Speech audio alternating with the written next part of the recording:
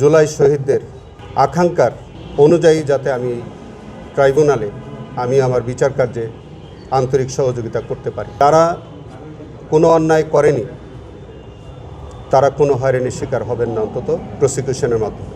এই ট্রাইব্যুনালের দায়িত্বভার গ্রহণ করার পরে আমার কাছে মনে হয়েছে যে এইটি অত্যন্ত গুরুত্বপূর্ণ একটি দায়িত্ব, যেখানে আমাদের জুলাই বিপ্লবের যে সকল শহীদগণ আত্মত্যাগ করেছেন, পঙ্গুত্ব বরণ করেছেন, আমি মনে করি যে তাদের আকাঙ্ক্ষা অনুযায়ী যাতে এই ট্রাইব্যুনালে আমি আমার কর্তব্য পালন করতে পারি।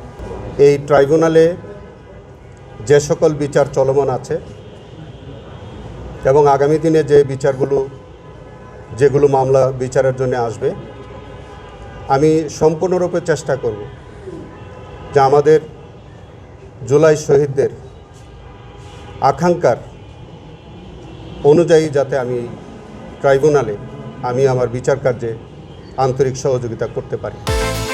বিকাশ পেমেন্টে 10,000 টাকার বেশি অফার, শপিং চলছে তো।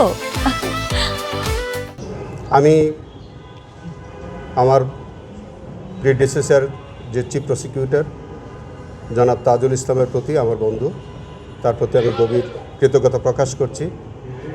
তিনি আজকে আমাকে দায়িত্বভার অর্পণ করেছেন, এই জন্য তার প্রতি আমি কৃতজ্ঞতা প্রকাশ করি। আজকে আমি মনে করি যে এই ট্রাইব্যুনাল, এই বিচার ব্যবস্থা সম্পর্কে আর বেশি কিছু আমরা না বলি, যেহেতু আজকে আমি প্রথম আসলাম, আমি দায়িত্ব পেলাম, আমি এই ট্রাইব্যুনালের সমস্ত কার্যক্রম আমি দেখব।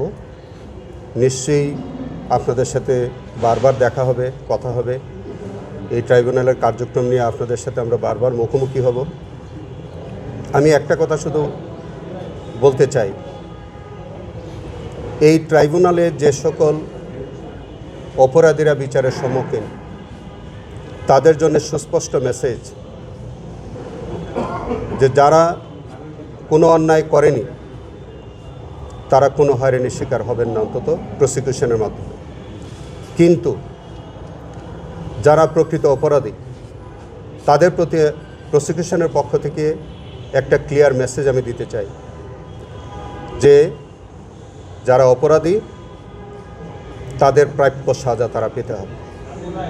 এটাই হচ্ছে আমার আজকের দিনে এই মেসেজ।